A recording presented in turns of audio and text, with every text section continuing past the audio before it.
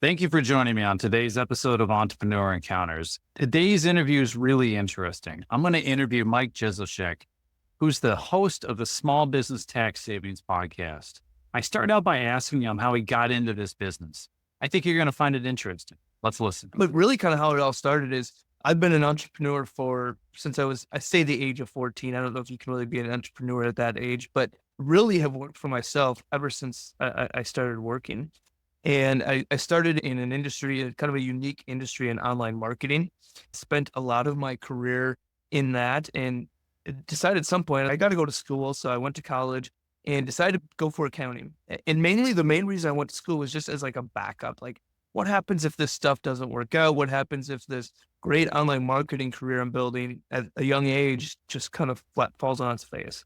So went to be an accountant, ended up moving into the finance side of our business and graduated, got the CPA. And around that time of when I was going through the CPA exam, the company that we were with then, there was 7 of us as partners, all decided to kind of go in different directions. We're all pulling the company in different ways and said, hey, maybe it makes sense for us to just kind of go our different directions and focus on what we want to focus on. And so that's where this idea of accounting was kind of born.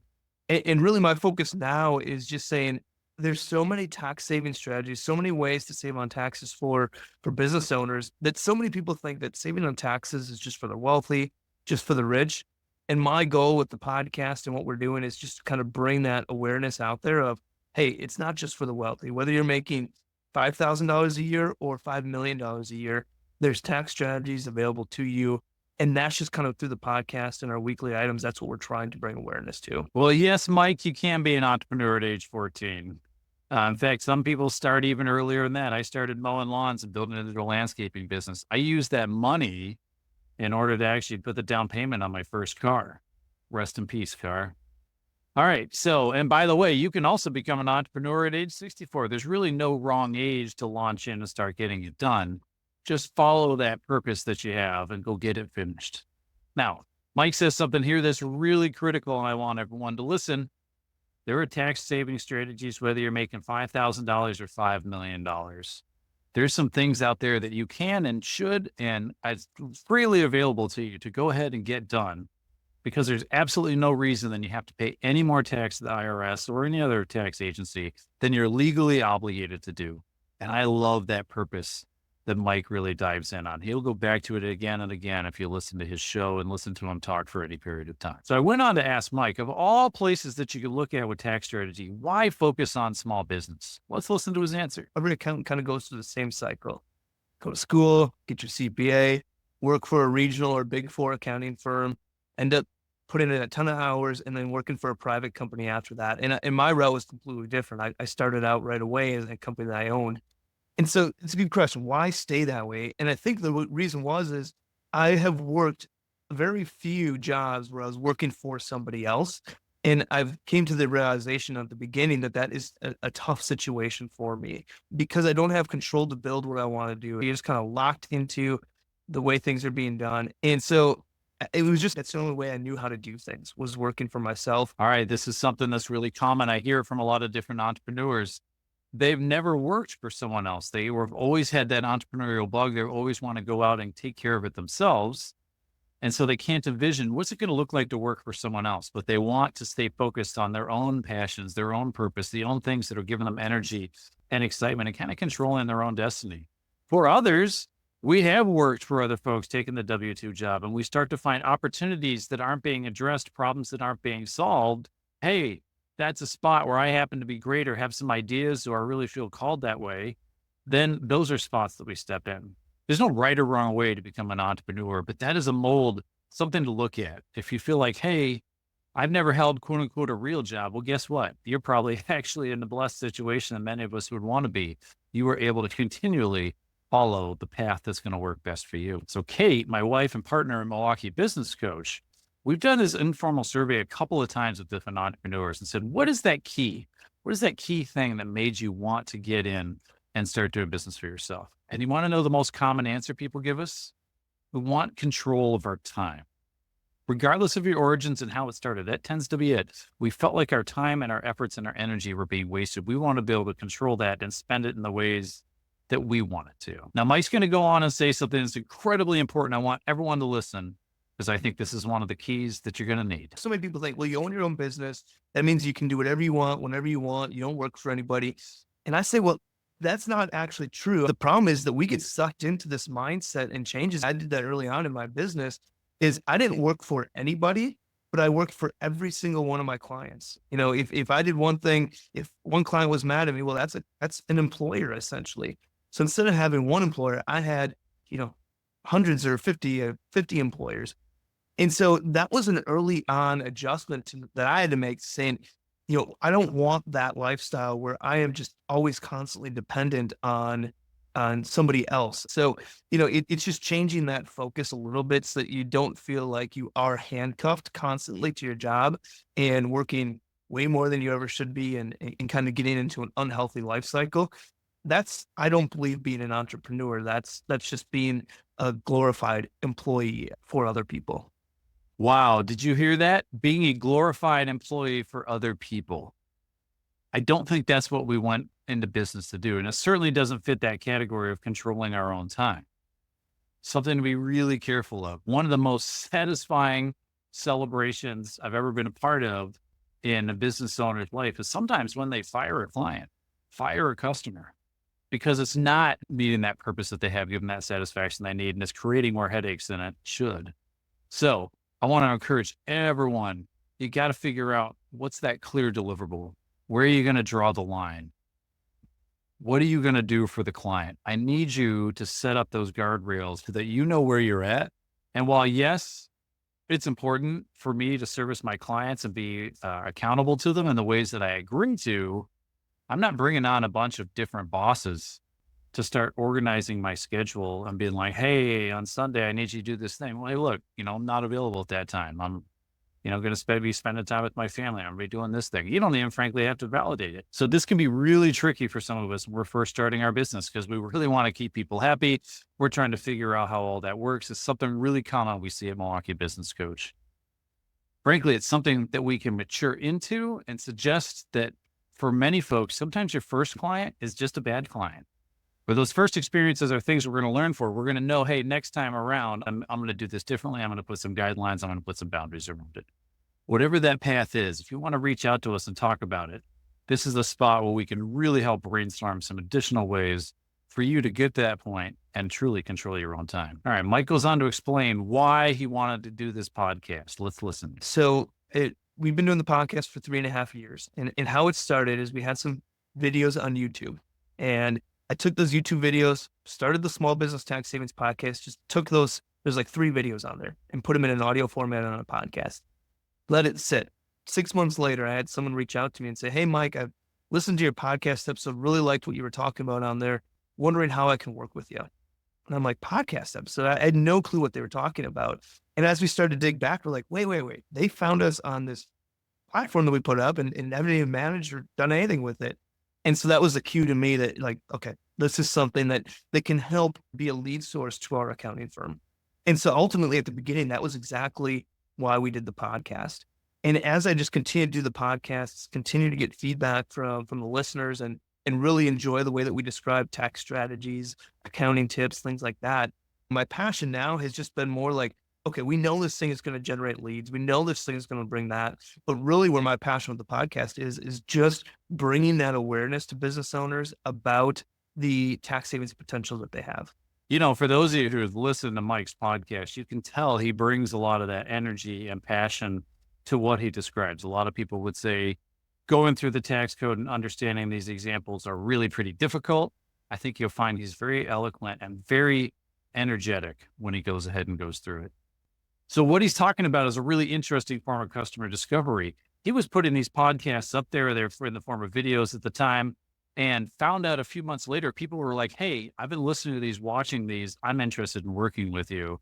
Or do you have some space for us to work with you? Or how can we learn more about going down that path? Ultimately, it's being used for lead generation.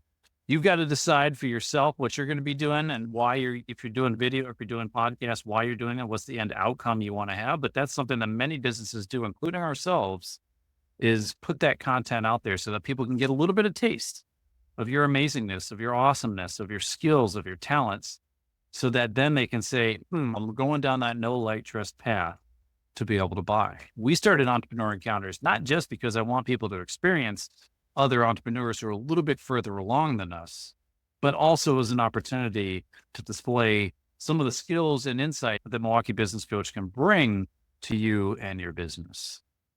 And it's why when we post additional insights on mkabusinesscoach.com, we're always wanting to provide value, just like Mike said, so that others can really get that grasp. If it helps your business where it is, that's great. If we can continue to help you with an individual relationship, we'd love to talk about that too. So I went on to ask Mike, what's the biggest obstacle in their business? Everyone's got one. They're oftentimes different. Let's hear his answer. One of the biggest obstacles is employees hiring, and also being able to remove yourself from the business.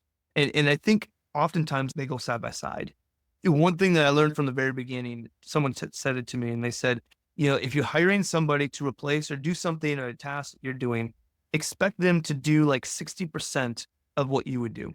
So if you're hiring someone to replace you, they're going to do it at a level of about 60% of you. Now, some people are going to come in and they're going to do it at 125%. Some people come in, they'll be in that 80. Some people come in, be there, but they have that mindset. And that has always helped my mindset, is that I can't expect anyone to ever replace me or do things the way that I do them. And you come to realize that I don't want someone to do things exactly the way I do them, because then there's no new ideas. There's nothing new coming into that. So it was more of a mind shift focus for me. So if I have that expectation of 60 or 70%, I need to trust that they're going to meet that mark without having to be looking at them, without reviewing things all the time, without being more of a micromanager. Trust that piece with them, because that's going to bring them comfortability, and that will eventually lead to more freedom on my end to grow the business or whatever I want to focus on.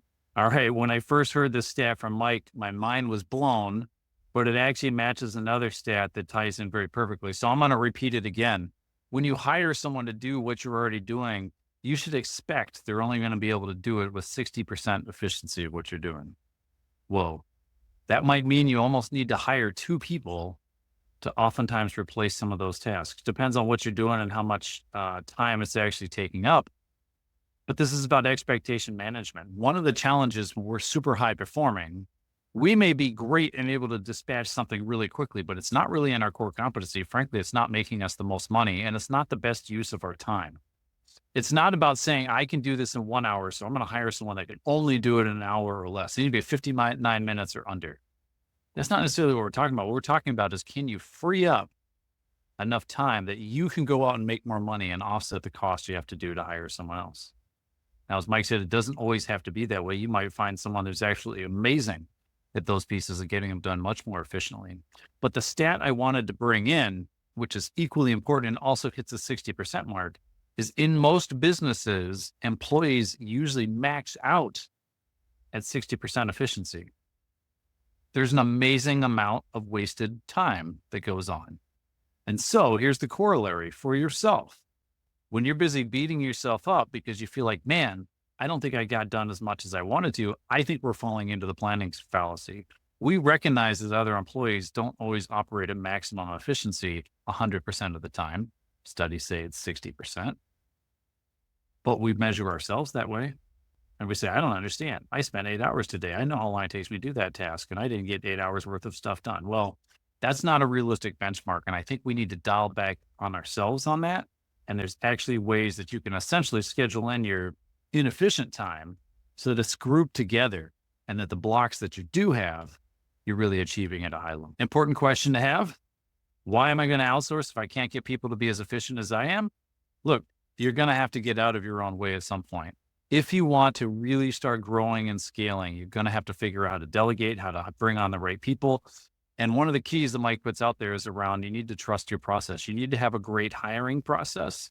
You need to have a great delegation and training and management process. And then you need to let the person go and actually get the job done. Yes, we're going to do management and oversight. We talked about that. You're going to properly supervise. But we got to get our fingers out of there. We have to let the person do what we hired them to do within the confines that we had them do it, because we had it well documented, right? We have a process out there to help them make sure they succeed, right? Please do not bring people on, delegate, and then abdicate.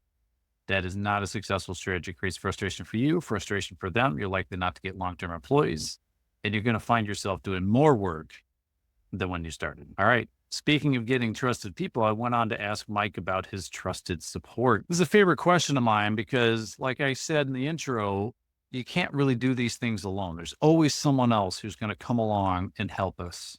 And let's hear what Mike says as part of his journey. When we look at the support and what keeps me going, what keeps me waking up every day to continue to do what I'm doing, it's surrounding myself with not only team members that I believe in and that believe in me, but also being able to surround yourself with those like-minded people that you're able to learn from them, constantly adapt, and also be challenged.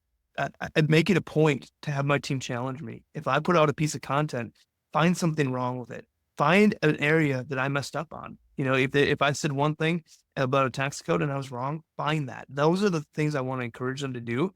If I'm recording a podcast, find ways that you're like, man, you sounded really odd at this time mark on the podcast, or whatever. But having people challenge me to constantly be better allows the product that we put out across all of our different companies to just be that much better, and being able to learn from it and being able to collaborate with that team member. All right. I love this. Mike's creating a culture, allowing people, I'm not going to say challenge him, but allowing people to find errors and correct things that are wrong. Why?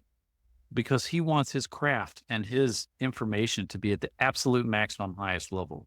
If we're not doing that, we're doing ourselves a disservice.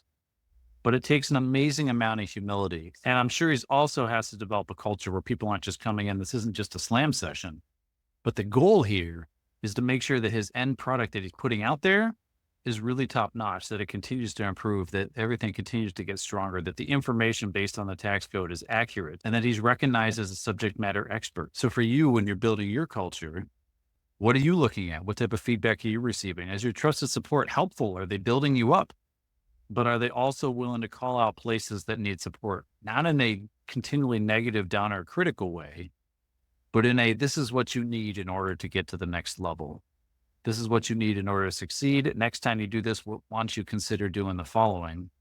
And those type of people keep around you, because if we're willing to surround ourselves with people who are smarter than us and better than us at so many things, it is going to raise our bar, rather than always trying to be the smartest person in the room. So I go on to ask Mike, how do you persevere? He's had a lot of different changes, and this can be a long haul here. So it's important to know, how do you stay the path? Let's hear what he says. I think constantly setting your eyesights on something further away and something better than where you're at today is key, but also being able to understand and appreciate where you've been from where you were, 12 months ago, 36 months ago. Being able to look back and enjoy where you're at today, I think is important to create that mental stability. But as far as when it comes to growth, what keeps going, why you want to keep doing this, it's also envisioning kind of what is next. What are we going to do? And what do we want to do in a year? What do we want to do in 5 years? What does 20 years look like? And where does the impact of what we've done? What are those business owners doing? What are staff of ours doing 20 years from now when they have moved on? Maybe they've started their own firm. And that also changes kind of how are you changing the way you're doing things today? I love this. At Milwaukee Business Coach, we get to tell the story of growth, of our growth. And it's really affirming to see how far we've gone and how far God has brought us. It's motivating to think about where we want to be in the future. Take a moment, look ahead, figure out your why. Why are you actually doing this, and where's it going to take you in the future? At MKE Business Coach, we call that our vision. That's what we want you to really understand, because that why is what gets you out of bed when things are difficult. That why is what gets you moving forward, so that you can take an opportunity to listen to podcasts like Entrepreneur Encounters or like the Small Business Tax Savings podcast, so that you can figure out how to get over that next hurdle. If you're struggling with some of those motivations, I want to encourage you to reach out to us, because seeing the future isn't the end. We definitely have to figure out what to do in order to get there. But when we lack a vision of the future, it really becomes discouraging, and we're just entering the grind again, not something that we really signed up to do. All right. Since Mike's a tax guy, I went on to ask him a little bit more about taxes. Listen to the very first thing he says here, because I think is really critical when people think about taxes. He's got a perspective, which by the way is validated by the Supreme Court, that ultimately you should pay as little taxes as is legally possible. Let's listen to what he says. And the tax code was written the way it was for a reason. It's for the ability for people to utilize the way the tax code is written to take deductions that are legal and available to them. And so that's just the biggest thing. We look at tax minimization or lowering your tax bill. We're always talking about illegal items here. So we're just taking what's written in the tax code and utilizing that to our advantage and making sure that we're utilizing it. Now, the IRS doesn't go out there advertising saying, hey, if you pay your children in your business and your sole proprietorship, you don't have to pay that. You don't have to do any Social Security, Medicare, or anything like that withholding for them. They don't go out there and advertising that, but it's directly within the tax code. And so that's where, being aware of that there is potential out there and starting to do some research on that tax planning side is so key. So tax, illegal stuff, that's a completely different realm. That's not somewhere we would go ever. I love that focus. A lot of times when people start to talk about the tax code or paying taxes, they're sort of like, I don't want to pay taxes, or I'm not going to pay taxes, or I want to minimize my taxes, or I'm going to evade taxes. The words have meanings, but ultimately the goal is there are a lot of things in the tax code that are there that are legal for us to use. Some are intentionally put there to help us out.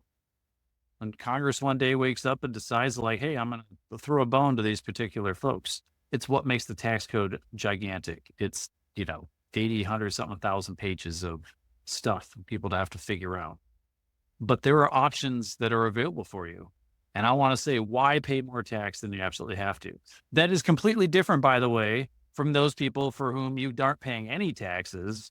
And that's tax evasion. And that's just not allowed. That's illegal. And it will come back to bite you at some point in your business, or at a minimum, even if you're like, well, they'll never catch me. Yeah, but you're going to limit yourself. There are things that you cannot do, like a lot of banking, because you don't have the right tax paperwork in place.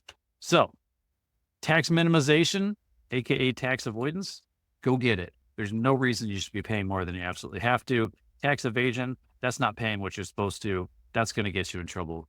Please do not do that. Well, hey, like you, I can't do this on my own. I got lots of great people who helped me out. I want to especially thank Chris Crane, who did all the music for intro and outro, and thank my awesome wife and partner, Kate Halfwasson, for her work doing the editing to listen to this show in whatever format you're in. If you like what you're listening to, I want to encourage you to please like, subscribe, share, and comment on whatever platform you're using. So again, thank you for joining me on this episode of Entrepreneur Encounters. I'm Brent Halfwasson, Milwaukee Small Business Coach, and I want to invite Chris to take us out. Ready to take